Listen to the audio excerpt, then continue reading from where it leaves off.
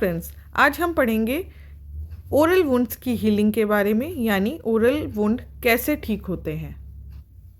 Oral wound healing में कुछ general factors होते हैं जो हीलिंग को इफ़ेक्ट करते हैं, जैसे कि सबसे पहला है लोकेशन ऑफ वुंड, यानी आपका जो वुंड है वो किस जगह पर है।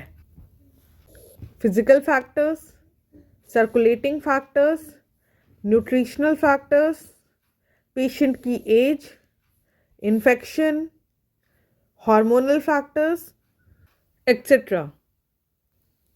सबसे पहले पढ़ते हैं वुंड की लोकेशन के बारे में, यानी कि घाव किस जगह पर है। अगर वुंड एक ऐसे एरिया में है जहाँ पर वैस्कुलर सप्लाई अच्छी है तो वुंड की हीलिंग भी जल्दी होगी, और अगर वुंड ऐसी जगह पे है जहाँ पर वैस्कुलर सप्लाई कम है तो वुंड की हीलिंग भी उसी के साथ स्लो हो जाएगी। वुंड अगर किसी इमोबाइल एरिया में है, यानी कि जो एरिया हिलता नहीं है, तो वहाँ पर हीलिंग फास्ट हो जाएगी। और लेकिन अगर वुंड ऐसी जगह पे है जो कि मोबाइल है तो वहाँ पर वुंड की हीलिंग स्लो हो जाएगी। इसलिए वुंड की हीलिंग के लिए आइडियल सिचुएशन ये है कि जो वुंड की साइट है वो अच्छी वैस्कुलर होनी चाहिए और दूसरा मोबाइल नहीं होनी चाहिए। ट्रॉमा, अगर ट्रॉमा सीवियर है तो हीलिंग डिले हो जाएगी, और अगर माइल्ड ट्रॉमा है तो वो हीलिंग को फेवर ही करेगा। लोकल टेम्परेचर भी इफ़ेक्ट डालता है वुंड की हीलिंग में। अगर ज़्यादा टेम्परेचर हुआ तो वुंड हीलिंग भी जल्दी एक्सेलरेट हो जाती है, और जब टेम्परेचर कम रहता है तो वुंड हीलिंग भी डिले रहती है। Effect of x-ray radiation, x-ray radiation अगर हम फुल बॉडी रेडिएशन के थ्रू जाते हैं या फिर ज़्यादा डोजेस, हैवी डोजेस में अगर एक्सरे रेडिएशन से बॉडी एक्सपोज होती है या वुंड एक्सपोज होता है तो उसकी हीलिंग भी सप्रेस हो जाती है, डिले हो जाती है। सर्कुलेटिंग फैक्टर्स, अगर किसी पेशेंट में अनीमिया डिटेक्ट होता है तो उसकी हीलिंग, यानी कि आपकी बॉडी में हीमोग्लोबिन की कमी है तो भी आपकी वुंड की हीलिंग स्लो हो जाएगी। और अगर पेशेंट को डिहाइड्रेशन है तो भी वो हीलिंग को एडवर्सली इफ़ेक्ट करेगा। न्यूट्रिशनल फैक्टर्स, सबसे पहले प्रोटीन की बात करते हैं। अगर पेशेंट पुअरली नरिश्ड है, अगर नरिशमेंट सही से नहीं मिल रहा है, पेशेंट को खाना ठीक से नहीं ले रहा है, तो भी जो फाइब्रोब्लास्ट बनते हैं उनका जो लेवल है वो कम हो जाएगा, उनके बनने की स्पीड भी कम हो जाएगी, और जो मल्टीप्लिकेशन होता है फाइब्रोब्लास्ट का वो भी वुंड वाली प्लेस पे कम हो जाएगा, जिसकी वजह से हमारी जो वुंड की हीलिंग है वो भी डिले हो जाएगी। एनिमल्स में कुछ एक्सपेरिमेंट्स करने पर पता चला है कि अगर हम एनिमल्स को हाई प्रोटीन डाइट देते हैं तो उनमें जो फाइब्रोब्लास्टिक प्रोलिफरेशन है उसकी स्पीड बढ़ जाती है, और जिसकी वजह से वुंड जल्दी हील हो जाता है। विटामिन्स भी वुंड हीलिंग में इफ़ेक्ट करता है, जैसे कि विटामिन सी की बात करें। विटामिन सी भी वुंड हीलिंग में हेल्प करता है। विटामिन सी हेल्प करता है कोलेजन फॉर्मेशन में, और इंटरसेलुलर ग्राउंड सब्सटेंसेस जो कनेक्टिव टिश्यू का होता है उसको बनाने में हेल्प करता है, जिसकी वजह से ये वुंड हीलिंग में भी हेल्प होती है। विटामिन ए की डेफिशिएंसी अगर होती है तो वुंड हीलिंग भी स्लो हो जाती है। राइबोफ्लेविन एंड पायरिडॉक्सिन, इनकी कमी के कारण भी वुंड हीलिंग डिले होने के चांसेस हो जाते हैं। Age of the patient, patient की एज भी एक अहम हिस्सा होती है, एक अहम रोल निभाती है वुंड की हीलिंग में। अगर पेशेंट यंग होता है तो वुंड भी जल्दी से हील हो जाता है, पर जो ओल्ड पेशेंट्स होते हैं, बूढ़े लोग होते हैं, उनमें क्या होता है, हमारे जो टिश्यूज़ हैं उनका मेटाबॉलिज्म है ना स्लो हो जाता है, जिसकी वजह से जो वुंड की हीलिंग की स्पीड है वो भी कम हो जाती है। इसीलिए बोलते हैं कि जो यंग पेशेंट्स हैं उनमें हीलिंग बहुत जल्दी होती है। और मोस्टली इसीलिए जब सर्जरीज भी की जाती हैं या सर्जरीज प्लान की जाती हैं तो यंग पेशेंट्स में जो हीलिंग रेट होता है वो अच्छा होता है। इसीलिए मोस्टली यंग पेशेंट्स में रिकमेंड की जाती हैं। और ओल्ड पेशेंट्स जिनमें टिश्यू मेटाबॉलिज्म काफ़ी स्लो होता है या फिर जिनमें हीलिंग की स्पीड काफ़ी कम हो जाती है, उनमें सर्जरी को जनरली अवॉइड किया जाता है। और जिन केसेस में इमरजेंसी होती है, जहां करना ही होता है, तभी रिकमेंड किया जाता है। इन्फेक्शन,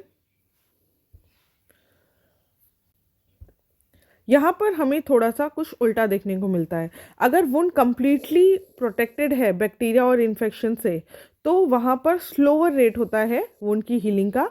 पर अगर वो एक्सपोज्ड है बैक्टीरिया और माइल्ड फिजिकल इरिटेशन से तो उसकी जो स्पीड होती है हीलिंग की वो बढ़ जाती है। बट सीवियर बैक्टीरियल इन्फेक्शन में भी स्पीड कम हो जाती है। इसलिए माइल्ड क्वांटिटी में, थोड़ी क्वांटिटी में अगर बैक्टीरियल एक्सपोजर होता है तो आपकी हीलिंग की स्पीड बढ़ती है। पर अगर कंप्लीटली प्रोटेक्टेड है बैक्टीरियल इन्फेक्शन से या फिर बहुत ज़्यादा सीवियर बैक्टीरियल एक्सपोजर है तो आपकी स्पीड कम हो जाती है हीलिंग की। हार्मोनल फैक्टर्स, अगर ACTH एड्रेनोकॉर्टिकोट्रोपिक हार्मोन और कॉर्टिजोन एडमिनिस्टर होगा तो वुंड की हील करने की स्पीड कम हो जाती है। डायबिटीज़ मेलाइटिस के पेशेंट्स में भी आपने नोटिस किया होगा जो वुंड हीलिंग का प्रोसेस है वो रिटार्ड हो जाता है, स्लो हो जाता है, क्योंकि यहाँ पर जो कार्बोहाइड्रेट मेटाबॉलिज्म है वो डिस्टर्ब हो जाता है, जिसकी वजह से आपकी जो वुंड हीलिंग है उसकी स्पीड भी कम हो जाती है। अब हम पढ़ेंगे ओरल वुंड्स की हीलिंग, जिसमें 3 मेजर वुंड्स होते हैं। एक तो एक्सट्रैक्शन वुंड, दूसरा होता है बायोप्सी वुंड और तीसरा होता है फ्रैक्चर वुंड। सबसे पहले हम स्टार्ट करते हैं एक्सट्रैक्शन वुंड, जो कि हम डे टू डे लाइफ में डील करते हैं। जो डेंटिस्ट हैं मोस्टली या फिर हम जो कॉलेज स्टूडेंट्स हैं 3rd ईयर में मोस्टली जब एक्सट्रैक्शन वगैरह करते हैं तो उनके सामने एक ये डे टू डे में यूज़ होने वाली चीज़, डे टू डे में जो सामने दिखाई देती है वो चीज़ है। तो हम सबसे पहले इससे डील करेंगे। एक्सट्रैक्शन वुंड को हील करने में 3 तरीके से 3 स्टेप्स होते हैं। जैसे कि सबसे पहले इमीडिएट रिएक्शन, जैसे ही दांत निकाला तो एकदम से क्या रिएक्शन होता है, पहले हम वो पढ़ेंगे। उसके बाद हम पढ़ेंगे कि हीलिंग के प्रोसेस में जो पहला से लेके चौथा हफ्ता उसके बीच में क्या क्या चेंजेस आते हैं उस एक्सट्रैक्शन प्लेस में, उस सॉकेट वाले एरिया में। एंड फिर हम पढ़ेंगे रेडियोग्राफिक चेंजेस क्या क्या आते हैं उस एक्सट्रैक्शन सॉकेट के पास और उसके आसपास के एरिया में और उस जगह पे। दांत निकालने के बाद इमीडिएटली क्या क्या इफेक्ट होता है हम वो देखते हैं। जैसे कि मान लीजिए ये एक सॉकेट है जिससे दांत निकाल दिया गया है। ये जो दांत था हमने निकाल दिया है, तो यहाँ पर जैसे ही दांत हम निकालते हैं यहाँ पे ब्लड फैलने लग जाता है, ब्लड भर जाता है। तो इस ब्लड का कोagulation होना शुरू हो जाता है और जो रेड ब्लड सेल्स होते हैं वो एंट्रैप्ड होने लगते हैं। यहाँ पर जो एक फाइब्रिन मेशवर्क बनने लगता है उसमें आपके जो RBC हैं, रेड ब्लड सेल, वो एंट्रैप होने लग जाते हैं। और जो पेरियोडोंटल लिगामेंट है उसकी जो ब्लड वेसल्स हैं वो सील ऑफ हो जाती हैं ताकि ब्लीडिंग बंद हो सके। अब दांत निकालने के काफ़ी घंटों के बाद अगर जो क्लॉट हमने देखा पिछले स्लाइड में, यहाँ जो पूरा मेशवर्क बन गया था क्लॉट, अगर ये क्लॉट मान लीजिए डिसलॉज हो जाता है, निकल जाता है किसी वजह से, तो यहाँ पर जो हीलिंग है वो भी स्लो हो जाएगी और दूसरा बहुत ही पेनफुल भी होगा। हम इसे ड्राई सॉकेट भी कहते हैं। इसके बारे में मैं एक अलग से आपको प्रेजेंटेशन बना के आपको समझा दूंगी। लेकिन अगर हीलिंग नॉर्मली चल रही है, क्लॉट डिसलॉज नहीं हुआ है, तो 24 से 48 आवर्स के बीच में वेजोडाइलेशन हो जाता है, वेसल्स का डायलेशन, और एंगोजमेंट हो जाता है ब्लड वेसल्स का, जो रेमिनेंट पेरियोडोंटल लिगामेंट है वहाँ पर, और मोबिलाइजेशन हो जाता है ल्यूकोसाइट्स का immediate area around the clot. जैसे कि ये क्लॉट बन गया है, इसके इमीडिएट एरिया में ल्यूकोसाइट्स का मोबिलाइजेशन शुरू हो जाता है, और ये जो सरफेस है हमारी क्लॉट की, ये कवर हो जाती है थिक लेयर ऑफ फाइब्रिन से। अब देखते हैं पहले फर्स्ट से लेके चौथे वीक के बीच में, जब एक्सट्रैक्शन के बाद वुंड में क्या क्या चेंजेस आते हैं, किस तरीके से हीलिंग स्टार्ट होती है। पहले वीक में प्रोलिफरेशन हो जाता है फाइब्रोब्लास्ट का कनेक्टिव टिश्यू में से। जैसे कि ये सॉकेट था हमारा, यहाँ पे क्लॉट बन चुका है, इसकी जो पेरिफेरी है, इसकी पेरिफेरी में फाइब्रोब्लास्ट ग्रो करने लग जाते हैं, और जो क्लॉट है वो ग्रेजुअली रिप्लेस हो जाता है किससे? ग्रैनुलेशन टिश्यू से। और जो एपिथेलियम बनती है पेरिफेरी में, वो एग्जिबिट करती है proliferation of mild mitotic activity. जो माइल्ड माइटोटिक एक्टिविटी होती है, जिसकी वजह से प्रोलिफरेशन देखा जाता है इस एपिथेलियल एरिया, जो पेरिफेरी में जो एपिथेलियम होती है उसमें।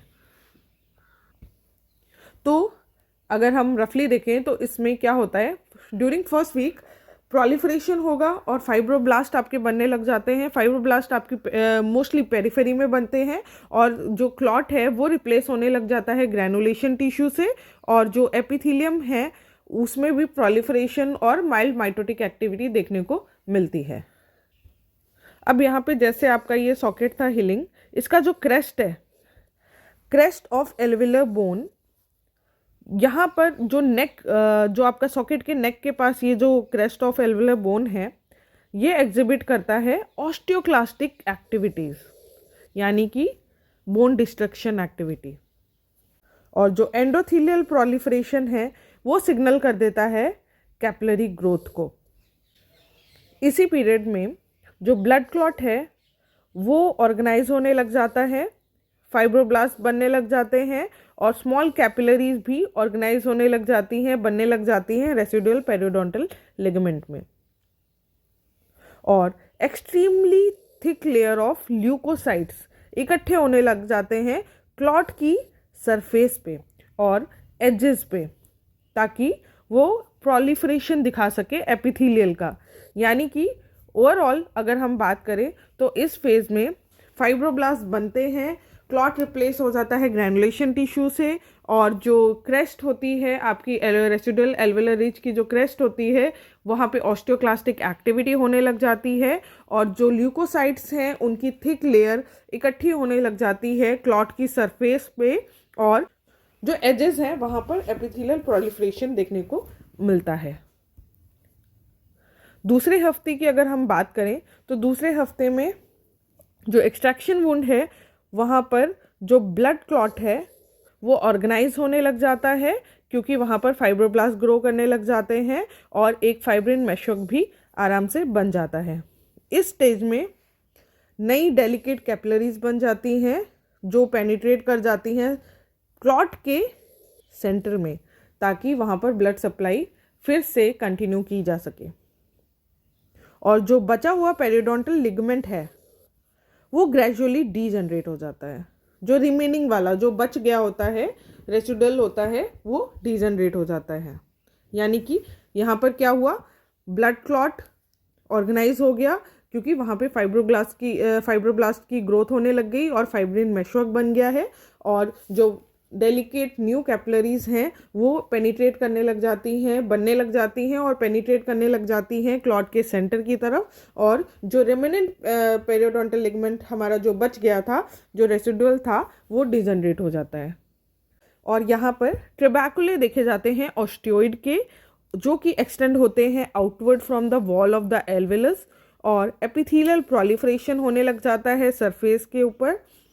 मार्जिन्स में आपको ऑस्टियोक्लास्टिक रिजॉर्प्शन देखने को मिलेगा। जैसा कि मैंने आपको पहले बताया था, वहाँ पर ऑस्टियोजेनिक सेल्स जो क्रेस्ट है बोन, एल्वेलस बोन के, वहाँ पर इकट्ठे होने लग गए थे।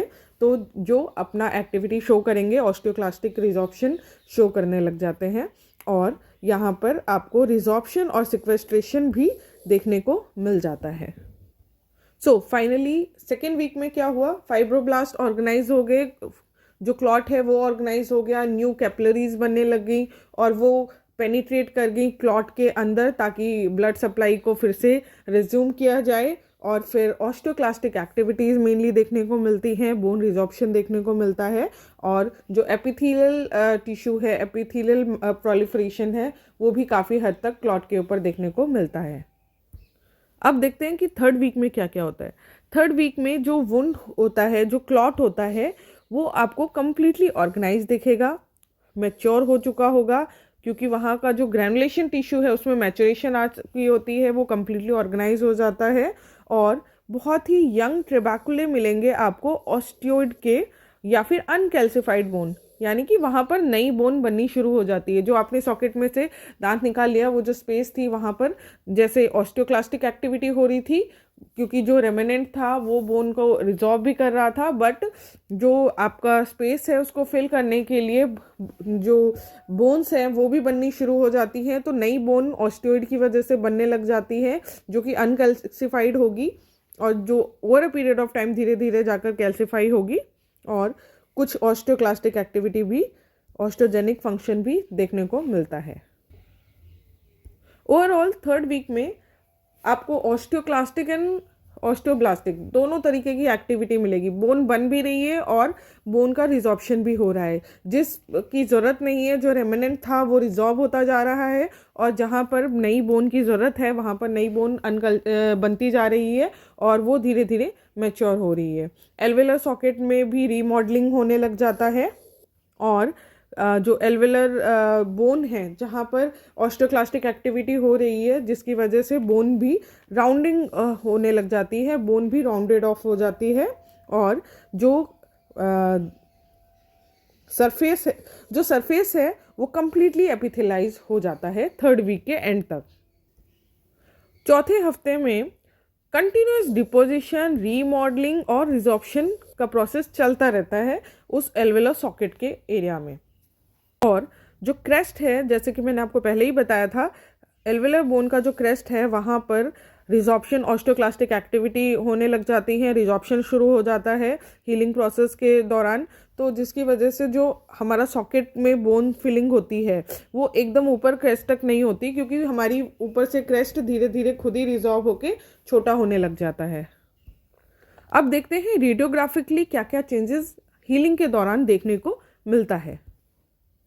रेडियोग्राफिक चेंजेस में अगर देखा जाए तो स्लाइट और मार्क्ड कॉर्टिकल बोन का फॉर्मेशन दिखाई देता है एल्वेलर प्रोसेस के सरफेस पे। जो एल्वेलर मार्जिन्स होती हैं वहाँ पर रिजॉर्प्शन दिखता है, और जो सरफेस है वो यूजुअली फ्लैट या फिर स्लाइटली कर्व दिखाई देगा, लेकिन स्मूथ होगा। फ्लैट हो या कर्व्ड हो, लेकिन स्मूथ सरफेस होगी। अगर हम एक बार रिवाइज करते हैं मोटा मोटा कि हमारा एक्सट्रैक्शन प्रोसेस और हीलिंग कैसी हुई। जैसे कि आपका ये दांत है, सॉकेट से इसके एक्सट्रैक्शन के बाद सबसे पहले होगा कोएगुलेशन। कोएगुलेशन के बाद आएगा इन्फ्लेमेशन प्रोसीजर, जो मैंने आपको अच्छे से समझा दिया है। फिर हुआ इन्फ्लेमेशन के बाद प्रोलिफरेशन शुरू हो जाता है, और प्रोलिफरेशन के बाद आखिरी स्टेप होता है मॉडलिंग या फिर रीमॉडलिंग। आपकी जो बोन है, नई बोन जो बनी होती है, उसकी रीमॉडलिंग होने लग जाती है, आपका ग्रैनुलेशन टिश्यू भी स्टेबलाइज हो जाता है, एपिथेलियल प्रोलिफरेशन भी आपका अच्छे से हो जाता है, थिक लेयर बन जाती है। अगर हम मोटा मोटा देखें तो दांत निकलने के बाद ब्लड क्लॉटिंग हुई, ब्लड कोagulation हुआ, ब्लड पूलिंग वहाँ पर होती है, ब्लड क्लॉट हो जाता है, वहाँ पे टिश्यू सेल्स इकट्ठे होने लग जाते हैं, इन्फ्लेमेशन शुरू हो जाता है, प्रोलिफरेशन होता है, फिर वहाँ पर जो नया बोन बनता है, एपिथेलियम बनता है, उसका प्रोलिफरेशन एंड रीमॉडलिंग, बोन की रीमॉडलिंग शुरू हो जाती है और वुंड की हीलिंग हो जाती है फाइनली।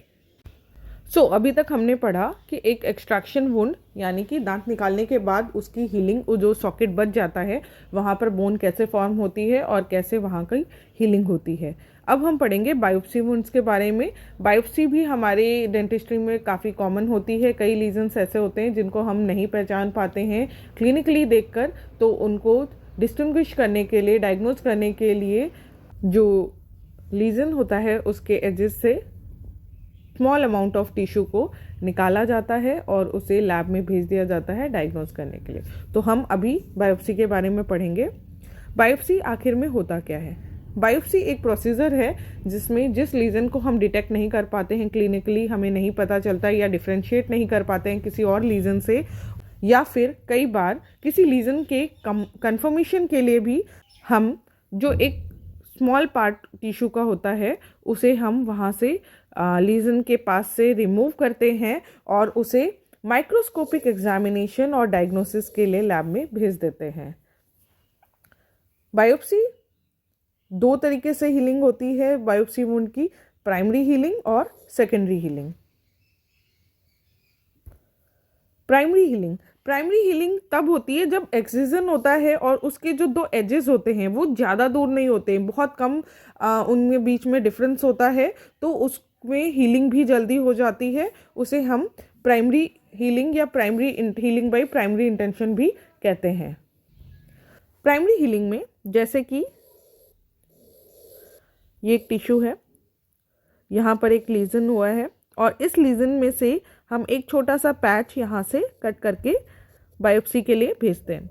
तो ये एरिया जो हमारा खाली हो जाता है, इसकी जो एजेस हैं और ये जो नॉर्मल एरिया है इसके एजेस हैं, इनको हम पास में लाके यहाँ पर सूचरिंग कर देते हैं और सूचर करके हम इनको अप्रॉक्सीमेट करके इनको ज्वाइन करते हैं और यहाँ पर जल्दी से ब्लड क्लॉट बन जाता है और बहुत ही जल्दी न्यूमरस ल्यूकोसाइट्स भी यहाँ पर मोबिलाइज हो जाते हैं, इस एरिया में आ जाते हैं और उसमें हीलिंग प्रोसेस शुरू हो जाता है। जैसा कि हमने एक्सट्रैक्शन वुंड में भी देखा था, मोबिलाइजेशन हो गया था ल्यूकोसाइट्स का, ब्लड क्लॉट बनने लग गया था, आगे का प्रोसीजर ऑलमोस्ट सेम रहता है।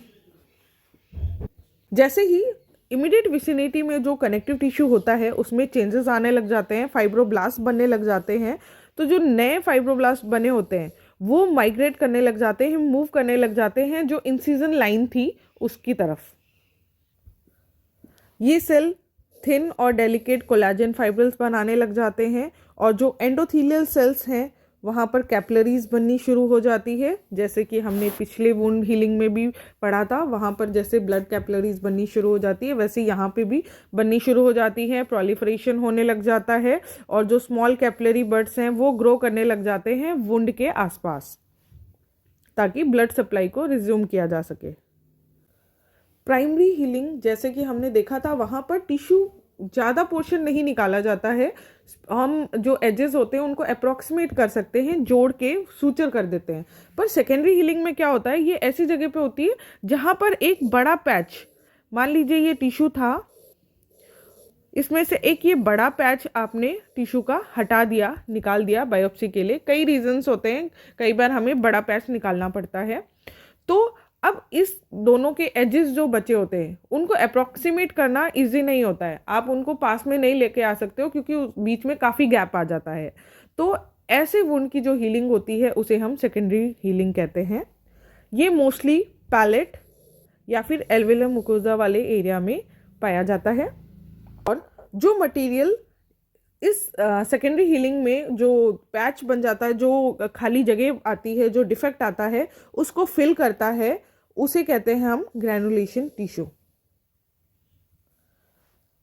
जैसे ही लीजन रिमूव किया जाता है ब्लड क्लॉट बन जाता है और रिपेयर प्रोसेस शुरू हो जाती है। इमिडिएटली सेलुलर प्रोलिफरेशन शुरू हो जाता है वुंड की पेरिफेरी में और फाइब्रोब्लास्ट बनने लग जाते हैं, एंडोथेलियल सेल्स ग्रो होने लग जाती हैं और क्लॉट में फाइब्रिन स्ट्रैंड्स भी बनने लग जाते हैं, मेशवर्क बनने लग जाता है। और पॉलीमॉर्फोन्यूक्लियर ल्यूकोसाइट्स, मोनोन्यूक्लियर फैगोसाइट्स और लेटर लिम्फोसाइट्स भी माइग्रेट करने लग जाते हैं ग्रैनुलेशन टिश्यू में आसपास के एरिया से। लार्ज नंबर में ल्यूकोसाइट्स भी इकट्ठे होने लग जाते हैं वुंड की सरफेस पे। जैसे जैसे ग्रैनुलेशन टिश्यू मैच्योर होने लग जाता है वो मोर फाइब्रस हो जाता है, क्योंकि वहाँ पर कोलेजन बंडल का कंडेंसेशन शुरू हो जाता है और जो सरफेस होता है लीजन का वो एपिथेलाइज हो जाता है और लीजन समवॉट काफ़ी हद तक एवैस्कुलर हो जाता है। जैसा कि हमने प्राइमरी और सेकेंडरी दोनों ही पढ़ा, दोनों की हीलिंग प्रोसीजर ऑलमोस्ट सेम है, पर कुछ इसमें डिफरेंस है। जैसे कि सेकेंडरी हीलिंग में फाइब्रोब्लास्ट और ब्लड कैपिलरीज जो भी हैं उनको ज़्यादा डिस्टेंस में माइग्रेट करना पड़ता है, ज़्यादा दूर तक आना पड़ता है और ग्रैनुलेशन टिश्यू भी ज़्यादा बनाना पड़ता है क्योंकि गैप भी बहुत ज़्यादा होता है, ज़्यादा एरिया को हील करना होता है। और ये प्रोसीजर क्योंकि इतने बड़े एरिया का होता है एज़ कम्पेयर टू प्राइमरी वाला जो एरिया होता है वहाँ पर जैसे एजेस बहुत पास में होते हैं तो हीलिंग भी जल्दी हो जाती है। यहाँ पर गैप ज़्यादा होता है तो उसमें ग्रैनुलेशन टिश्यू वगैरह बनने में भी टाइम लगता है, कैपिलरीज आने में बनने में टाइम लगता है, तो हीलिंग भी समवॉट स्लो होती है as compare to primary healing. I hope आपको बायोप्सी वुंड हीलिंग समझ में आ गया होगा। अब हम आगे बढ़ते हैं, फ्रैक्चर्ड वुंड जो होते हैं, फ्रैक्चर वाले एरिया होते हैं, वहाँ की हीलिंग कैसे होती है। इमिडिएटली जैसे ही फ्रैक्चर होता है तो क्या क्या इफेक्ट होते हैं। जैसे कि ये एक बोन है, ऐसी थी, फ्रैक्चर होने के बाद यहाँ पे डिसरप्शन आ गया, जो ब्लड वेसल्स थे यहाँ पर वो भी टूट जाएंगे, उनका भी डिसरप्शन हो जाएगा। जैसे ही फ्रैक्चर हुआ, हेवर्शियन वेसल होती है जो बोन की, उसमें जो पेरियोस्टियम है, मैरो की कैविटी है और जितने भी स्ट्रक्चर्स हैं जो फ्रैक्चर लाइन को क्रॉस कर रहे होंगे वो सब टोन हो जाते हैं, टूट जाते हैं। अब जैसे ही आपकी बोन में डिसरप्शन हुआ, यहाँ पर ब्लड इकट्ठा होना शुरू हो जाएगा, एक्सट्रावेजेशन ऑफ ब्लड इस एरिया में हो गया। सेम टाइम पे लॉस ऑफ सर्कुलेशन हो जाएगा क्योंकि यहाँ से जो कैपिलरीज जा रही थी वो भी टोन हो गई हैं, टूट गई हैं, बीच में से उनमें भी ब्रेक आ गया है जिसकी वजह से लोकल ब्लड सप्लाई बंद हो जाती है। ऑब्वियसली क्योंकि वहाँ पर जितने भी स्ट्रक्चर थे जो फ्रैक्चर लाइन को क्रॉस कर रहे थे सब में ब्रेक आ जाता, सब टूट जाते हैं, तो ऑस्टोसाइट्स जो होते हैं वो भी मर जाते हैं, वो सेल भी डेड हो जाते हैं, जिस बोन मैरो की भी डेथ हो जाती है। ब्लड क्लॉट बनने लग जाता है, वो जो यहाँ पर ब्लड इकट्ठा हो रहा था यहाँ पर क्लॉट बनना शुरू हो जाता है। और ये जो क्लॉट बनता है ये हीलिंग में बहुत ही इम्पॉर्टेंट भाग लेता है, इम्पॉर्टेंट पार्ट प्ले करता है। जैसा कि हमने पहले सारे वुंड हीलिंग्स में देखा, क्लॉट बनने के बाद ही आगे का प्रोसीजर स्टार्ट होता है। अब क्लॉट बनने के बाद कैलस बनना शुरू हो जाता है। कैलस क्या होता है? कैलस एक स्ट्रक्चर होता है, जैसे कि ये आपकी जो बोन थी यहाँ पे रप्चर आ गया, यहाँ पे गैप आ गया, इस गैप को भरने के लिए जैसे ग्रैनुलेशन टिश्यू बन रहा था सेकेंडरी हीलिंग में, यहाँ पर कैलस बनता है। इस कैलस में फाइब्रस टिश्यू होता है, कार्टिलेज होता है और बोन होता है। ये सब कुछ मिला के ये जो हमारा टूटा वाला हिस्सा होता है, जो गैप आ जाता है, उस एरिया को फिल करता है ताकि उसकी हीलिंग हो सके।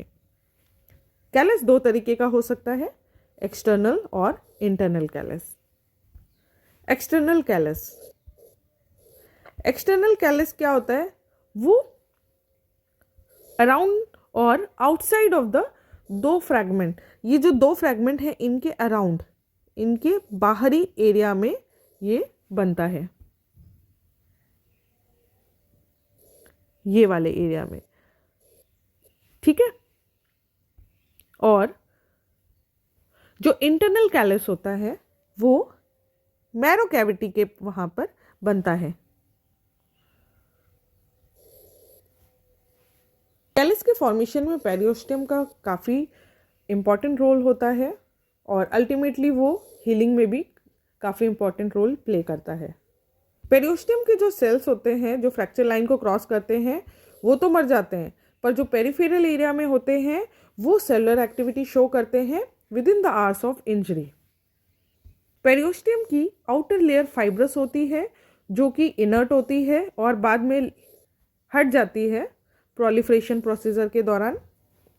जो इनर लेयर होती है पेरियोस्टियम की वो ऑस्टियोब्लास्ट का फीचर एज्यूम कर लेती है, ऑस्टियोब्लास्ट की तरह एक्ट करने लग जाती है और स्मॉल अमाउंट ऑफ बोन का भी फॉर्मेशन करती है।